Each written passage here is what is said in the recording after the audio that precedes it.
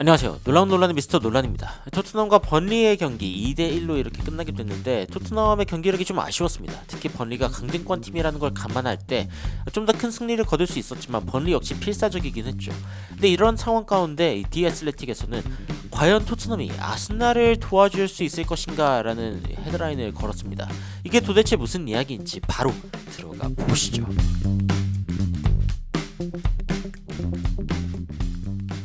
토트넘의 챔피언스리그 희망이 아직까지는 살아있다라고 이야기가 나오고 있습니다. 그러면서 이런 이야기가 나오죠. 이 화요일 경기에 대해서 지금 어떻게 생각이 드는가? 지금 맨체스터 시티와의 경기가 다가오는 화요일 날에 지금 예정이 되어 있습니다. 이런 상황 가운데 지금 이제 빌라, 리버풀이 어떤 상황이 있냐에 따라서 좀 달라지기는 하겠지만 토트넘이 맨시티를 이겨야만 이제 4위에 있을 수 있는 거는 아직 자명한 상황이고, 그리고 이제 아스날이 지금 우승 경쟁을 위해서 노력하고 있는 상황인데 맨시티가 지기만을 바라고 있습니다.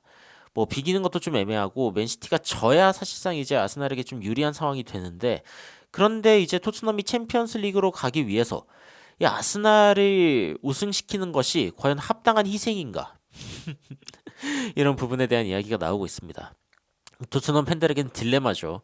뭐 손흥민 선수가 챔피언스리그를 가기를 바라는 마음으로서는 사실은 뭐 누가 우승하든 무슨 상관이냐라고 생각할 수도 있긴 하지만, 여하튼 토트넘 팬들은 아스날이 철천지 원수기 때문에 만약에 맨시티를 이김으로써, 물론 이것도 너무 이제 뭐 김칫국 마시는 걸 수도 있겠습니다만, 만약에 그렇게 되면은 아스날이 자력으로 또 우승할 수 있는 기회가 생기게 되죠. 그렇기 때문에 야, 이거야말로 딜레마 아니냐. 챔피언스리그를 가냐 아니면은 차라리 맨시티를 우승시키면서 아스날을 우승해서 멀어지게 하느냐. 뭐 토트넘 입장에서는 뭐 이겨도 저도 얻을 게 있는 그런 경기다. 반면 이제 이겨도 저도 잃을 게 있는 그런 경기이기도 합니다.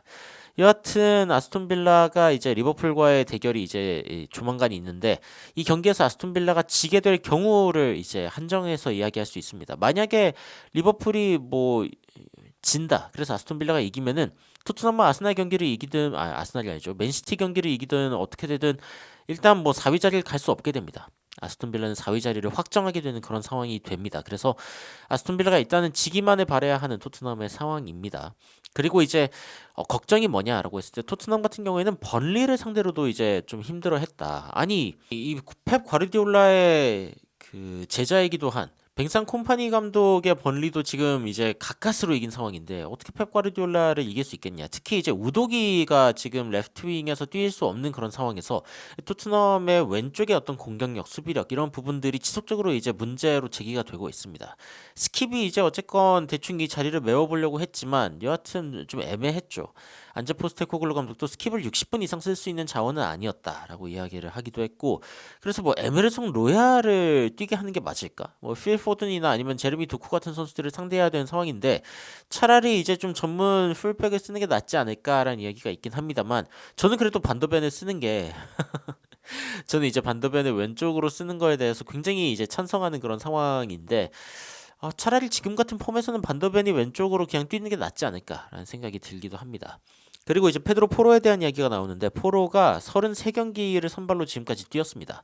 36경기 중에 33경기 선발로 뛴 거면은 뭐 거의 붙박이 주전이었다고 볼 수 있는 상황이고, 그리고 이제 포로가 2개의 골과 7개의 어시스트를 지금까지 기록했다고 해요. 그런데 이제 키에란 트리피어가 지금 이 풀백 자리에서는 키에란 트리피어 외에는 포로보다 더 많은 공격 포인트를 기록한 선수가 없다라고 이야기를 하면서 포로가 그래도 나쁘지 않은 경기를 했다고 평가하는 것 같습니다. 그런데 저는 사실은 포로가 그 가져간 어떤 기회 수에 비해서 사실은 아쉬운 부분이 너무 많았다. 날려먹은 공도 너무 많았죠, 번리전에서.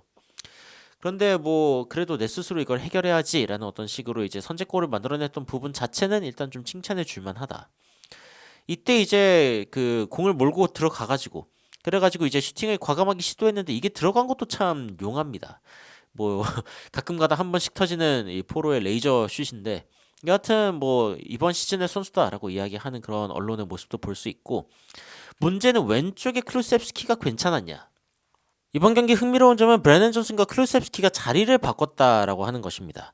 일단은 이 경기가 시작됐을 때는 존슨이 이제 원래 있었던 이 왼쪽에 있고 클루셉스키가 오른쪽에 있다라고 나오기는 했는데, 근데 오히려 클루셉스키가 존슨 자리에서 뛰고 존슨이 클루셉스키가 있는 자리에서 이제 전반전에 뛰었었죠.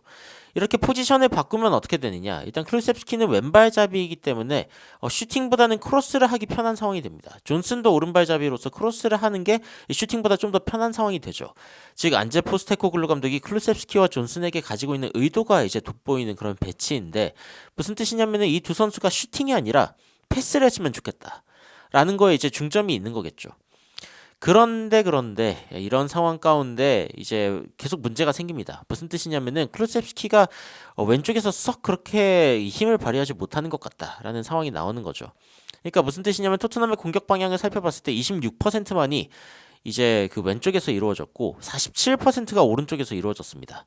이게 또 이런 수치가 나온 가장 큰 이유 중에 하나가 클루셉스키가 여기서 적응을 제대로 못했기 때문이다 라는 부분이고, 토트넘의 스쿼드 뎁스가 일단 문제가 있다는 게 다시 한번 드러나는 장면이었는데 클루셉스키가 결국에는 나중에 빠지고 데인 스칼렛을 넣으면서 손흥민 선수를 왼쪽으로 이동시키는 그런 모습을 보여주기도 했죠.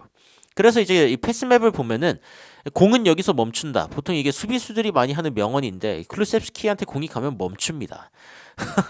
이거는 뭐 공격 전개로서 이제 최악이다라고 이야기할 수 있는 그런 상황이고, 그리고 이 상황 가운데 진짜 아쉬운 점 중 하나가 뭐냐면은 손흥민 선수가 여기 보시면 손흥민 선수 옆에 세 개의 아이콘이 있는데 이 막대기 모양은 expected assist, 그러니까 어시스트를 기록할 확률이 가장 높았던 선수가 바로 손흥민입니다. 그런데 있었냐? 없었습니다. 그리고 최전방에서 이제 그 높은 자리에서 공을 잡는 부분, 이 부분이 이제 이 표시고, 그리고 이 표시는 드리블링입니다. 이 드리블링, 손흥민 선수의 드리블도 굉장히 좋았다. 근데 이런 상황에서 이제 어시스트는 브래넌 존슨 그리고 메디슨이 기록을 하게 됐는데, 야, 이것도 참 엄한 일죠. 손흥민 선수가 그러니까 어시스트 기대값이 가장 높았는데도 이런 상황이 발생했다는 것 자체가 일단 이 손흥민 선수를 제외한 선수들이 얼마나 결정력이 안 좋은지 다시 한번 보여주는 부분이고, 안제 포스테코글루 감독이 심지어 이런 얘기까지 했습니다. 우리 기회 많았다. 오늘 이제 상대방 키퍼가 물론 굉장히 잘했고, 그리고 우리가 꽤 이제 그 주도적인 상황이긴 했지만 여하튼 찬스는 충분했다. 손흥민 선수가 준 찬스 자체도 이제 굉장히 많았죠. 그리고 이제 네 경기를 진 상황에서 좀 스트레스 받고 불안해가지고 공 날려먹은 것 같다라고 이제 설명하긴 했는데 여하튼 아쉽기는 했습니다. 여하튼 토트넘의 다음 경기는 맨체스터 시티와의 경기고, 한국 시간으로는 수요일 새벽 4시 경기죠.